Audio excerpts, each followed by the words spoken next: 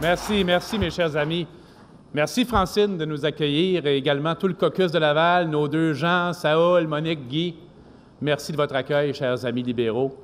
Je suis, comme toujours, très heureux d'être parmi vous et je trouve que le thème de ce Conseil général est vraiment inspirant. Le Québec au cœur de nos valeurs. Nos valeurs ne sont pas désincarnées. Elles viennent des gens avec qui on vit. Elles viennent de qui nous sommes, des Québécois vivant avec des Québécois. Il y a quelques jours, jeudi matin, au bureau, j'ai eu de la belle visite. Viviana et la Commission des communautés culturelles sont venus me visiter. En passant, vous êtes bienvenus quand vous passez à Québec. Avertissez-nous d'avance, par exemple, pour qu'on soit capable de vous accueillir. Mais s'il y en a qui veulent venir voir le bureau, qui est le bureau de la fonction, qui est le bureau qui appartient à tout le Québec, vous êtes toujours bienvenus. On a pris le temps de jaser, on a pris le temps de visiter. Vous savez, c'est un bureau que mes prédécesseurs ont tous occupé, puis chacun essaye de donner sa petite touche personnelle. Alors, quand on se promenait dans le bureau, qu'est-ce qu'on voyait? Sur mon bureau, il y avait un livre dont on va parler très bientôt ici, nos valeurs. Nos valeurs qui nous définissent, qui fait qu'on est ensemble et on les connaît bien. Ce que je veux vous dire, moi, c'est que je milite aussi pour notre parti. Je suis un d'entre vous, je suis parmi vous. Et je milite parce que ces valeurs me touchent personnellement, parce qu'elles rejoignent ce qu'il y a de très profond en moi. C'est pour ces valeurs que je m'engage, et je sais que c'est pour ces valeurs que vous vous engagez également. Il faut les répéter souvent pour bien s'en pénétrer. Les libertés individuelles, le développement économique avec la justice sociale et pour la justice sociale, l'identification au Québec et l'appartenance au Canada, la société civile, la démocratie, et ce beau grand cadeau de la Commission jeunesse, l'équité entre les générations. On continue à se promener dans le bureau. Au mur, il y a une peinture.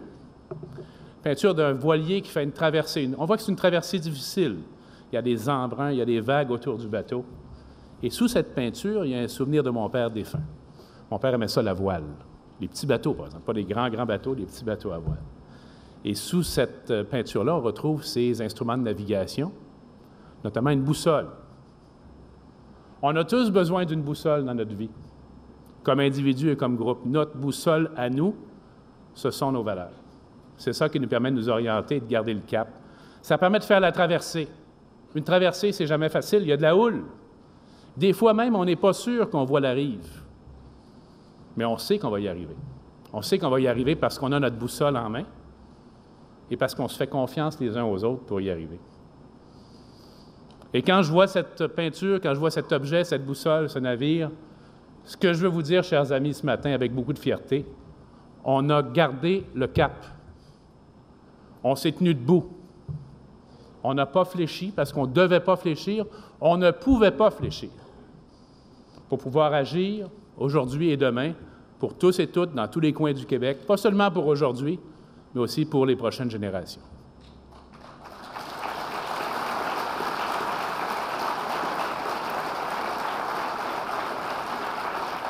Et si vous y réfléchissez bien, si vous regardez l'environnement politique d'aujourd'hui, il y a un parti politique au Québec qui s'appuie sur des valeurs.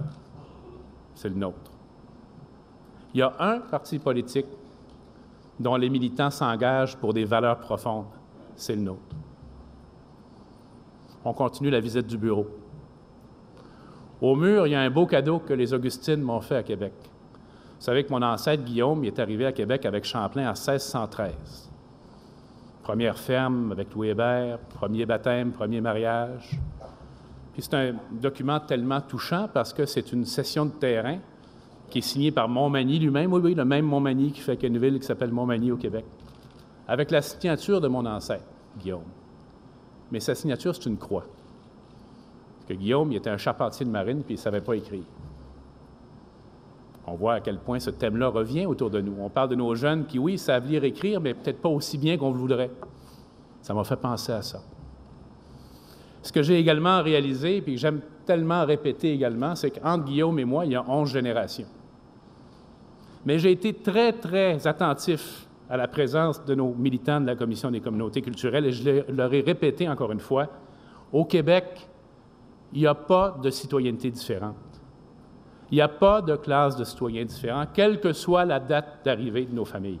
Et ça, c'est important de le répéter.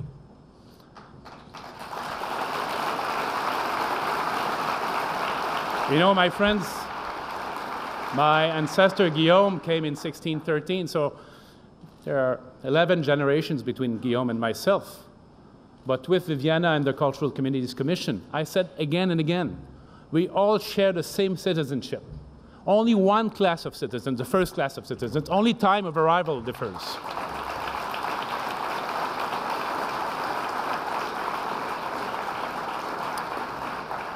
Ce jour-là, sur ma veste, il y avait le coquelicot du souvenir, le devoir de mémoire de ceux qui ont fait tellement de sacrifices jusqu'au sacrifice ultime de la vie pour nos libertés. Nous ne les oublierons jamais. Répétons-le et soyons-en très fiers. Pour eux et elles qui, aujourd'hui, à travers les générations, nous regardent également et que nous regardons également. Et tout ça, ça parle de quoi? Tous ces objets, ce coquelicot, ça parle de quoi? Ça parle des valeurs, encore une fois. Des valeurs comme les nôtres. Tiens, on va rester dans la Nouvelle-France. Autour de 1640, je pense que c'est 1639, les Augustines et les Ursulines sont aussi arrivées en Nouvelle-France, ensemble, le même jour. Pourquoi elles sont venues? Elles sont venues parce qu'elles étaient profondément animées par leur foi. Je pense que c'est bien de le rappeler. C'est important dans la vie, ce en quoi on croit. Mais également qu'elles voulaient rendre service au prochain. Elles voulaient s'engager, une communauté dans l'éducation, l'autre communauté dans la santé. Aujourd'hui encore, des siècles plus tard, il faut redire notre reconnaissance et notre fierté de bénéficier de leur action, de leur sacrifice, de leur engagement, qui fait en sorte maintenant qu'aujourd'hui encore, en 2016, on a des institutions publiques de santé et d'éducation. Ça aussi, c'est notre patrimoine, il faut le répéter, et pas craindre de répéter également notre attachement à notre patrimoine.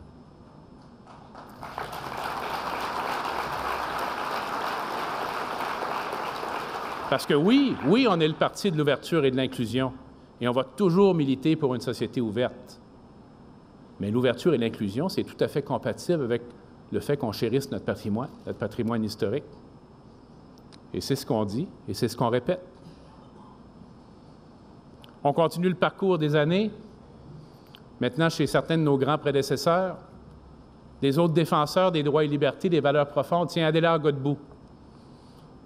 Adélard Godbout, dans les années 40, qui a été premier ministre pour quelques années, assez pour lui, pour donner le droit de vote aux femmes, pour créer Hydro-Québec, pour créer la loi sur le salaire minimum, et pour s'élever avec courage contre les Bleus de cette époque-là,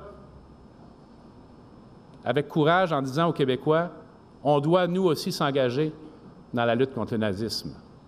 Pas facile politiquement, ça prenait du courage, ça prenait de la colonne vertébrale, ça prenait des convictions, ça prenait des valeurs.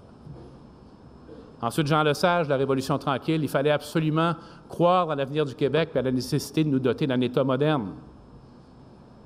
Robert Bourassa, la Charte des droits. C'est Robert Bourassa qui l'a fait, la Charte des droits. Des fois, on a tendance à l'oublier et nos adversaires voudraient bien qu'on l'oublie. Mais c'est Robert Bourassa qui a donné au Québec la Charte des droits du Québec.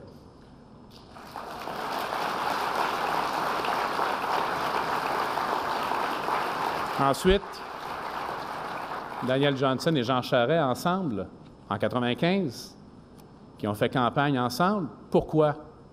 Parce qu'ils croyaient au Québec, mais qu'ils croyaient à l'appartenance au Canada et qu'ils se sont engagés dans cette direction-là.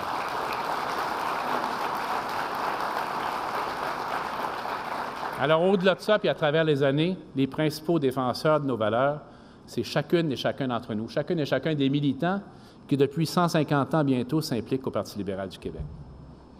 C'est chacune et chacun qui est dans cette salle aujourd'hui. Et notre force, c'est d'être réunis ensemble autour de ces valeurs et de ces principes. C'est également de conserver et d'honorer notre histoire, notre patrimoine, tout en étant ouvert, bien sûr, à la diversité. Aucune contradiction là-dedans. Nos adversaires veulent toujours nous engager dans la contradiction qu'on refuse. On refuse leur faux choix. Le faux choix entre la défense de notre patrimoine, c'est pour ça qu'il est resté à l'Assemblée le crucifix. C'est pour ça que Saint-Sauveur va continuer de s'appeler Saint-Sauveur, puis l'hôpital du Sacré-Cœur va continuer de s'appeler l'hôpital du Sacré-Cœur. Il n'y a pas de choix à faire entre ça et l'ouverture à la diversité et l'inclusion. Il n'y a pas non plus...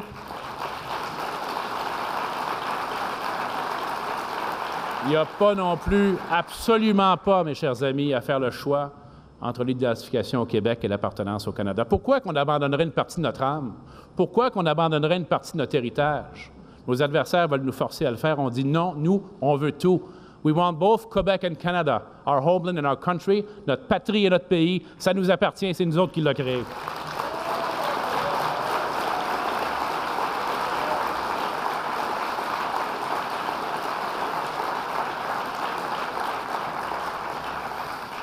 Maintenant, on doit les conserver, nos valeurs libérales, puis les faire vivre dans le 21e siècle, au cours des prochaines années. Et pour ça, il faut continuer, mes chers amis, le message que je vous envoie ce matin, à la veille du début de vos travaux, c'est de continuer à moderniser le Parti libéral du Québec. On doit absolument faire ça. La société change tellement, tellement rapidement qu'on doit également agir sur notre parti. Après 150 ans d'histoire, et justement parce que nous avons 150 ans d'histoire. Oui, on a changé notre Constitution, on a adopté un code d'éthique, mais c'est pas fini, là. Ça, c'est juste la base, c'est le début de la maison. Il faut qu'on parle ensemble avec profondeur et engagement de ce qui nous rassemble ici, qui est le fait qu'on est des militants. On a tous cette carte parce qu'on croit au Parti libéral et à ses valeurs, et qu'on s'engage ensemble pour le même parti, les mêmes idées. Ça s'appelle le militantisme. On va y réfléchir ensemble au militantisme, et on va améliorer encore plus ce que veut dire la valeur profonde de l'engagement des militants au parti. Je veux dire également que le travail a commencé. Je veux dire également ce matin devant vous que la commission politique et Jérôme Turcotte ont fait tout un travail. Et je les remercie d'avoir fait cette contribution.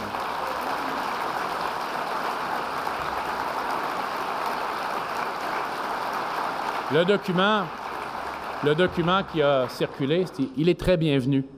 Très bienvenu. Moi, j'aime ça.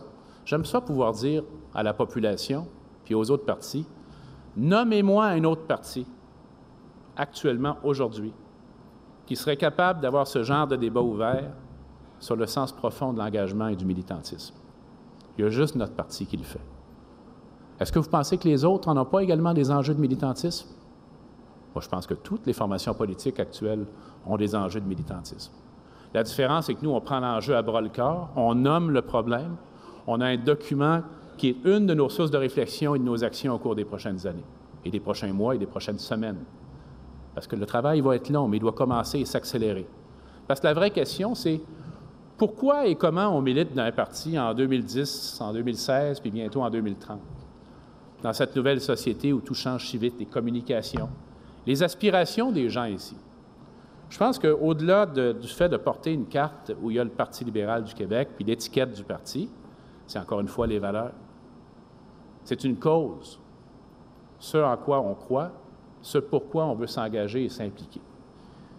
Et surtout chez les jeunes, c'est quelque chose que je remarque quand je parcours le Québec et que je dialogue avec nos jeunes, alors qu'auparavant, on disait, bien moi, mon militantisme, c'est le Parti libéral du Québec. De plus en plus, maintenant, on va entendre, bien mon militantisme, par exemple, c'est d'avoir un parti politique et un gouvernement qui s'engage fermement dans la lutte au changement climatique. Et je reconnais ça dans le Parti libéral du Québec et je reconnais ça dans le gouvernement libéral. Donc voilà pourquoi je milite pour le Parti libéral du Québec.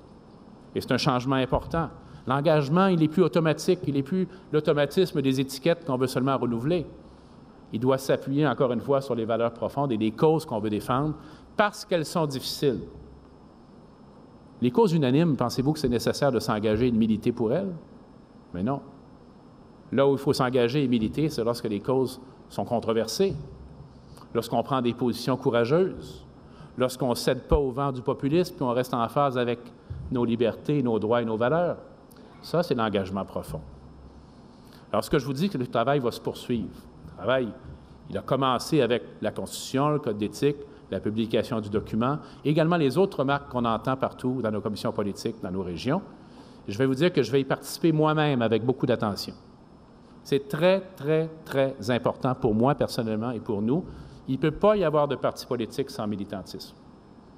Il n'y aura pas de parti politique sans militantisme. Notre devoir, c'est de nous engager ensemble dans cette discussion. Mon devoir, c'est de bien écouter ce que vous allez dire.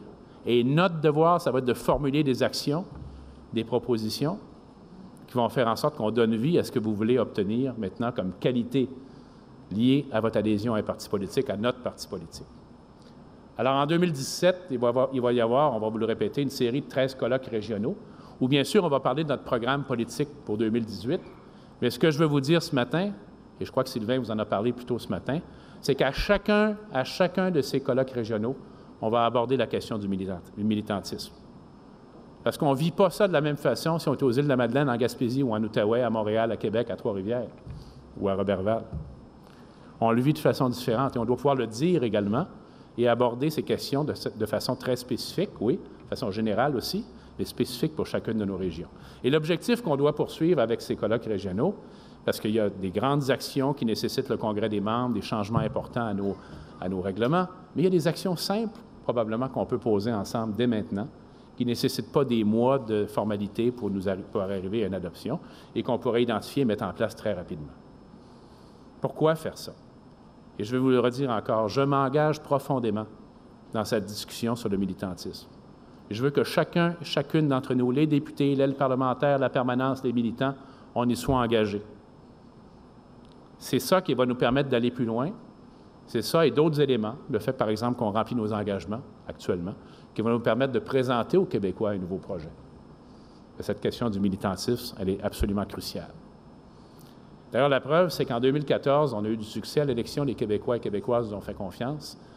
Pourquoi? Bien, il y a eu une cause qui a mobilisé beaucoup les gens, c'est cette triste charte dont malheureusement on conserve encore la mémoire, mais également parce qu'on a ensemble bâti le programme électoral. Je veux qu'on s'en souvienne de ça. On avait des comités sur les différents thèmes, santé, éducation, économie, où il y avait des militants des commissions politiques, des gens de la permanence, des gens de l'aile parlementaire, toujours la commission jeunesse, qui a tellement d'influence pour nous et qu'on écoute également beaucoup. Donc, le résultat, c'est qu'on a eu un programme qui était bien ancré dans la réalité du Québec, dans les régions, qui a été à la base de la confiance qu'on a reçue des citoyens.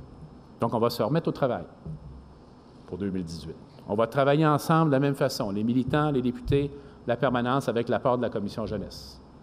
On va avoir de nouveaux projets. On ne dira pas juste au monde, vous savez, regardez, on a bien tenu nos engagements, on a bien fait ça, équilibre budgétaire, santé, éducation, économie. Non, ça ne suffit pas. Ça, c'est la porte d'entrée dans la maison. À la maison pour entrer dans le salon du monde, pour pouvoir jaser avec eux autres de ce qu'on veut faire pour les prochaines années. Donc, il y aura de nouveaux projets, des projets audacieux, mais toujours basés sur nos valeurs. Et on va répéter, pour ouvrir la porte qui mène au salon, qu'on a fait ce qu'on avait dit qu'on ferait. Mes chers amis, soyons-en très fiers, parce que vous avez bâti ça avec nous. On est en train de faire exactement ce qu'on avait dit qu'on ferait à la population. Oui. Et, vous savez, faites-en l'expérience autour de vous, dans vos comtés, dans vos régions. Parce que vous jasez, les gens de votre famille, les voisins, puis ce n'est pas tous des gens qui nécessairement adhèrent à notre formation politique. Mais moi, ce que je vois sur le terrain, c'est que ça, le monde, il nous le donne.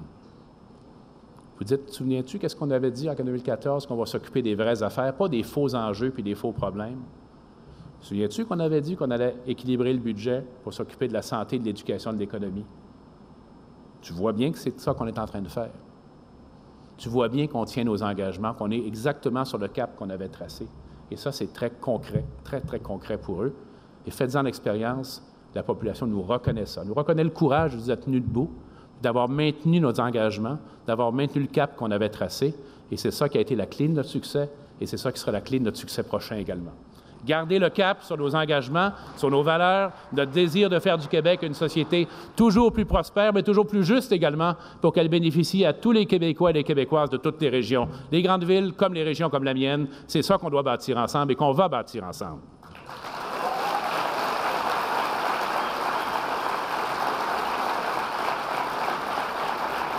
Et je voudrais également nous amener à rester. Vous allez dire, on dit toujours ça, mais là, je pense qu'on peut montrer comment le faire aussi, avec ce qu'on est en train de faire et avec ce qu'on va faire ensemble. Restons centrés sur les citoyens et les citoyennes auxquels on parle. L'expérience que j'ai, moi, c'est que si on parle à quelqu'un d'un programme qui est extraordinaire, qu'on annonce plusieurs centaines de millions dans ceci ou dans cela, pour beaucoup de monde, ça ne veut rien dire. C'est juste un chiffre qu'on lance. 500, 800 millions, 1 milliard. Personne n'a jamais vu 1 milliard, en tout cas pas moi. Mais qu'est-ce que ça veut dire pour moi? Quand on dit, par exemple, aux gens, on va donner plus d'autonomie à l'école, puis que je croise un directeur il y a quelques jours qui me dit « Hey, savez-vous quoi, je l'ai vu. Il y a un chèque qui est arrivé direct du ministère, directement dans mon école. Une petite école de rang. » Ça, le monde voit ça. Même chose pour les cliniques, même chose pour les autres éléments de notre programme qu'on met en place. Donc, soyons simples, pas simplistes comme nos adversaires, simples. Soyons concrets. Présentons des vraies solutions pour des vrais enjeux. Et vous savez, c'est un des messages que je retire, moi, de l'élection américaine. Il y en a plusieurs façons dont on peut l'analyser, hein? Un des messages, c'est justement cette question de la déconnexion ou de l'éloignement entre ce qu'on peut proposer comme gouvernement, avec toutes sortes de bonnes raisons, puis on a raison d'en être fiers. Là, c'est du travail, là, faire ses politiques, puis ses programmes, puis tout ça. Alors ça, d'un côté, puis de l'autre côté, le citoyen, souvent le citoyen de la classe moyenne, le citoyen des régions, qui dit « OK, c'est bien beau, là, mais moi, ma famille, mon village, mon quartier, qu'est-ce que ça change pour moi? » Alors, c'est un des messages essentiels, selon moi, de cette élection. Parce que les gens qui ont voté, ils l'ont fait pour une variété de raisons, puis c'est très simpliste de penser qu'il y a une raison qui domine les autres. Mais il y avait beaucoup de ça, je pense. Je ne sais pas ce que vous en pensez, vous autres, quand vous avez écouté les résultats. Il y avait beaucoup cette histoire, cette question de l'éloignement et du manque de proximité entre les politiques d'un gouvernement, tous les gouvernements en passant, là, et les citoyens et leurs problèmes réels. Mais la façon d'arriver là, et c'est là qu'on ferme la boucle sur les valeurs, c'est nos valeurs. Et les valeurs du Parti libéral du Québec, elles ont deux caractéristiques. D'abord, elles forment un tout. On ne les arrache pas les unes des autres. C'est ensemble qu'elles veulent dire quelque chose. Puis ensemble, c'est un équilibre constant. Si on avait à définir le Parti libéral du Québec, c'est aussi de cette façon qu'on pourrait le définir, c'est le parti de l'équilibre. Toujours, je reviens à ces couples, c'est les couples de valeurs qui sont en équilibre.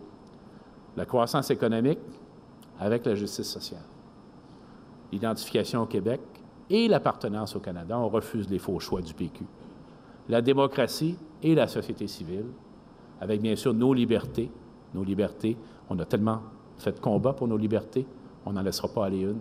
Et l'équité avec les générations qui suivent. Mais, autour de ça, il y a la profondeur et la racine de ça, il y a toujours le militantisme.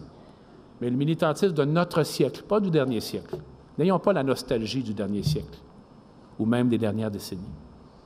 Le nouveau militantisme, le nouvel engagement, celui de notre grand parti dont je suis tellement fier. Notre grand parti qui est le vôtre, qui est le nôtre. Alors, ce que je veux vous dire, c'est que chacune, je vous invite à venir y mettre votre signature. Vous savez, dans ces vieux édifices, ou même ça date de l'époque des premiers êtres humains, il y en a qui ont mis leurs mains sur la paroi de la grotte. Vous avez vu ça, hein? C'est tellement émouvant de voir la main humaine qui a voulu imprimer en disant « j'étais là, j'ai participé à ça ». Alors, c'est ce à quoi je vous invite, en construisant notre prochain programme, en discutant de militantisme, je vous invite à mettre l'empreinte de votre main sur notre parti, mais sur le Québec également. Je vous dis, venez construire avec tout le monde notre maison, celle de nos enfants, de nos petits-enfants. Et là-dessus, on a la chance de compter sur un grand parti, la plus grande tradition démocratique. 150 ans et toujours moderne, mes chers amis, voilà ce que nous sommes.